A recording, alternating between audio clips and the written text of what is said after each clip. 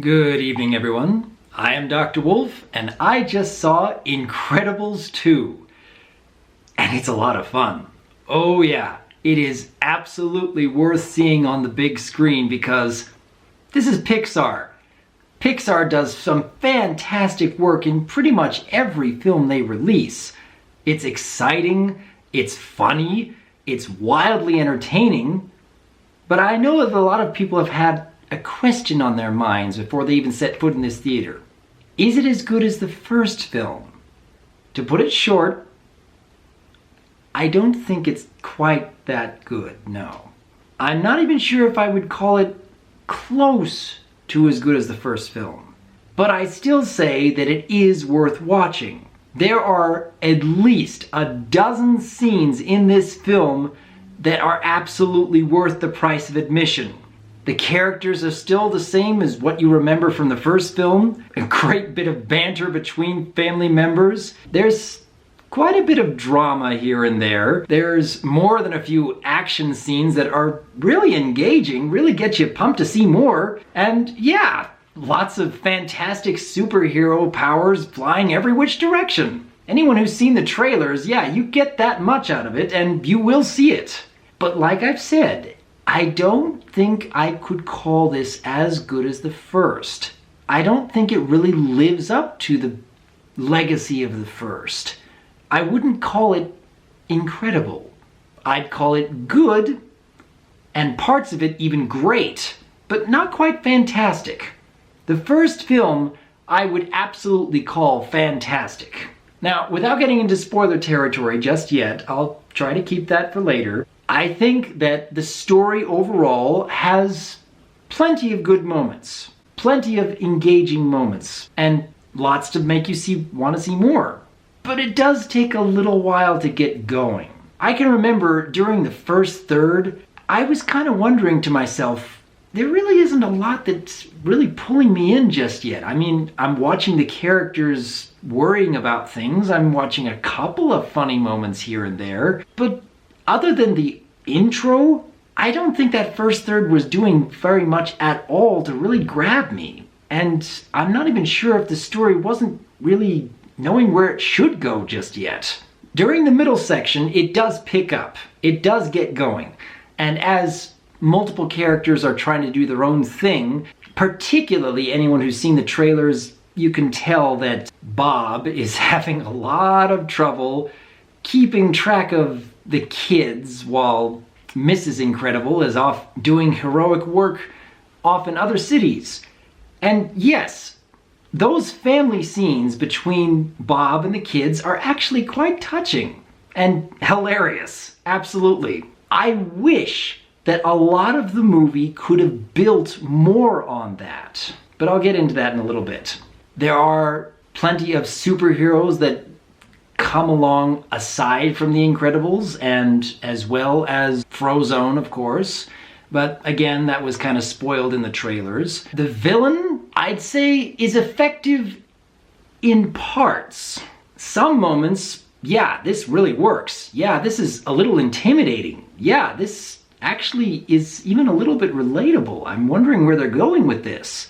And then at other parts, you feel like, did they know where they were going with this? It kind of felt like they were building towards something, but not really sure how to really conclude it. And I guess I am going to have to get into a little bit of spoiler territory in order to really talk about what I really want to discuss here. But I'll keep this brief for those who haven't yet seen the film. It is worth watching. Please go see it. On the big screen, it is a lot of fun. Especially those action scenes, especially those hilarious scenes between Bob and the kids as he's getting stretched to every which direction, especially when there are a few touching moments as well. There are plenty of effective moments that are worth the price of admission, and I would say that it is worth watching. But don't put your expectations as high as you would for the first film. I kinda did, and I think I'm a little disappointed because of that.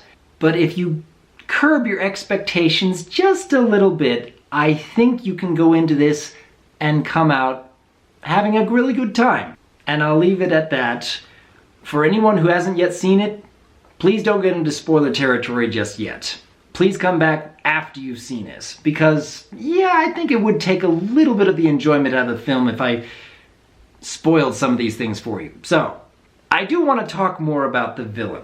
This is another surprise twist villain kind of story, where they are leaving very subtle hints here and there, building up towards something, and on the surface it looks like it's going to be this one thing, and it turns out to be entirely something else. And yeah, comparing that to Syndrome from the first film, I don't think that even compares. It doesn't even come close. Syndrome was way more intimidating, way more engaging, and way more relatable. I mean, if it weren't for the fact that he was, killing people to achieve his goals, you might even sympathize with the guy.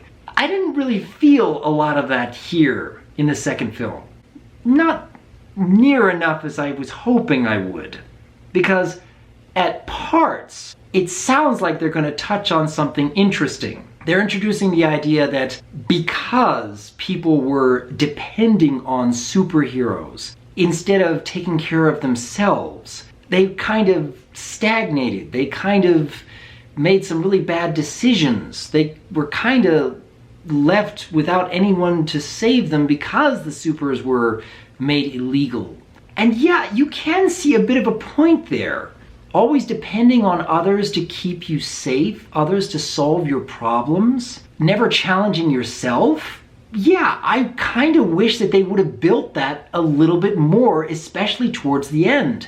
But it's like they introduced an idea, a really interesting conflict, but didn't really come up with a satisfying conclusion for it. The ending conflict that they did come up with, parts of it were actually really interesting. Like I said, when many of the supers were mind controlled with those goggles, and it's pretty much up to the kids to save the day, that's interesting. I want to see how they're going to get through this. And yeah, it comes up with some really funny scenarios, some really entertaining shenanigans, and you want to see how they're going to save the day. But I don't think it was properly connected with what they were trying to build up earlier in the film. I don't know. You have this villain, this screenslaver, I think it was called.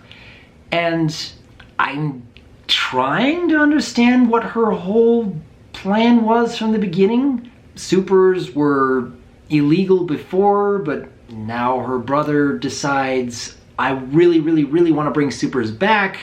And she doesn't agree with that, but she won't actually say anything about it, so she just kind of goes along with it. And I'm not entirely sure what her long-term goal here was, other than, yes, I was right all along. Everyone continue hating the supers, making them illegal even though they were before. I don't know, you'd think that there'd be a much easier way about doing that, especially since she's kind of helping her brother in the first place, but I don't know. Again, I still find Syndrome so much more compelling because you understand entirely what his deal was.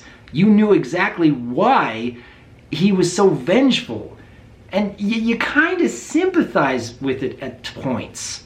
I had a hard time really sympathizing with her, especially when she starts monologuing, because when Syndrome was monologuing, it felt a lot more natural. It felt like he was trying to boast about it. Like he had been building this up for years for Mr. Incredible, who he had idolized for so many years. Like he had to really get one up on him. I really don't get why she had to be able to say everything here, except that we kind of have to set up her motivations, and it's a little awkward, just a little bit. And yeah, there are a lot of scenes in this film that felt as though they weren't entirely sure what to do with them. They are intermixed with a lot of really fun scenes, a lot of really clever scenes, and like I said before, what they were doing between Bob and the kids and the lesson he was trying to learn in the middle of it, and admitting that he doesn't always know what's right and that kind of crushes him. Yeah, I think that that was a lesson that they really could have built upon too. It was a really touching moment in the middle of the film, but it didn't feel like it was working anywhere towards the conclusion. It felt like the ending conflict was a little separated from that. Maybe I'm overthinking it. Maybe I was going into this film with too high of expectations, considering that I have watched the first film at least a dozen times and have loved it over and over and over for just how fantastic it is. I don't know. I was kind of hoping that this could be even close to what the first one was, and I'm not getting that sense. I would call it somewhere between good and great, depending on which part of the film it is. Worth watching, but I don't know if I'd want to go see it more than once at this point. Maybe when it comes out on Netflix, I'll watch it again, maybe. But I can remember with the first film, I could always go back to it. There was so much that you could enjoy about it. So many quotable lines, so many fantastically fun scenes, and so many engaging conversations between characters that were just even dramatic or sometimes casual that really drew you in. I don't know if I could explain it any better than that. And I wasn't getting anywhere near as much sense from this film. I'd say that there are at least a dozen scenes that are worth the price of admission. But I think they are a little more outnumbered by scenes that are, it's okay, it's works well enough, I suppose. But I'm kind of waiting for the movie to get going again. And that's not the kind of feeling you want for Pixar's Incredibles 2. I don't know. What do you guys think? Is it possible that we're putting a little too high expectations on this film that we've been waiting 14 years for? Because going into this movie, right before it starts, you hear some of the actors and the director basically apologizing that it took 14 years and telling the audience that it'll be absolutely worth the wait. And that kind of set off a warning in my mind. I mean, why would they be trying to tell us this when we're already in our seats wanting to watch the film? Were they worried about this? Possible. But then I quickly forgot about it because that short film before Incredibles, that was precious. That was oh so adorable. And ever so touching too. That's something I want to watch again. That's something I can go back to. That was fantastic. And I do hope that I'll get to see that again sometime soon. But until next time, I am Dr. Wolf, and I look forward to hearing from you.